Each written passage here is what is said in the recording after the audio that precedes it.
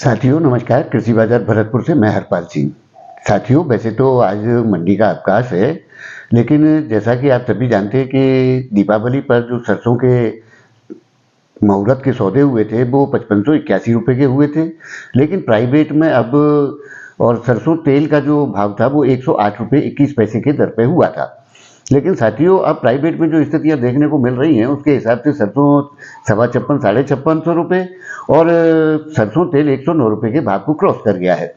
लेकिन साथियों जैसा कि आप सभी जानते हैं कि अभी खपत मांग त्योहारी सीजन के और शादी समारोह जैसे समारोह चीज़ें आ रही हैं, जिसके चलते खाद्य तेलों की खपत की मांग बराबर बनी रहने की भरपूर स्थितियां हैं, जिसके चलते आगामी दौर तेजी का देखने को मिलेगा। लेकिन साथियों जैसा हमने आप लोगों को कहा था कि सरसों जो है 5800 रुपये और सरसों तेल 112 रुपये के घर को भी क्रॉस कर सकता है। वैसी स्थितियां विश्व व्यापार को देखते हुए सरसों में प्रतीत हो रही हैं। साथियों जैसा कि आप सभी जानते हैं कि अर्जेंटीना ब्राज़ील की फसलें आ चुकी हैं। जो अनुमान जताए गए थे फसलें उनके अनुरूप प्रदर्शन यानी कि उत्पादन नहीं हो पाए हैं, उनमें अनुमान घटाए जा रहे हैं। उसी प्रकार से अमेरिका का जो फसली सीजन चल रहे हैं उसमें भी निरंतर गिरावट की स्थितियां देखने को मिल रही हैं। साथियों जैसा कि आज सोया रिफाइन 96 रुपये की स्थिति को क्रॉस करता हुआ नजर आ रहा है, तो उसके चलते देखा जा रहा है कि जो स्थितियां एक बड़ा स्टॉक जो इंपोर्ट के खाद्य तेलों का बना हुआ था उसमें काफ़ी गिरावट आई है।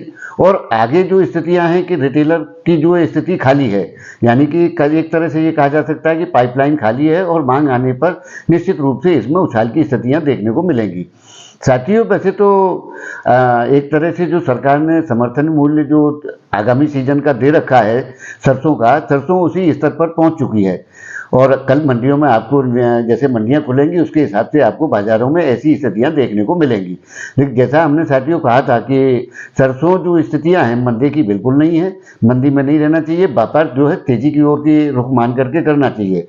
लेकिन साथियों अभी जो स्थितियां जैसे विदेशी स्थितियां जो बनी हुई हैं उनमें गिरावट की कोई स्थितियां नहीं है, क्योंकि बायोफ्यूल में भी खाद्य तेलों का इस्तेमाल किया जा रहा है। इंडोनेशिया मलेशिया ने भी जो स्थितियां जो बन रही हैं वहाँ की, तो उस हिसाब से अब वो ऐसी स्थितियां नहीं है कि आप सुगम स्थिति से इंपोर्ट नहीं किया जा सकता, आपको भाव बढ़ा करके ही माल लेना पड़ेगा, जिसके चलते ही माल की आपूर्ति हो पाएगी।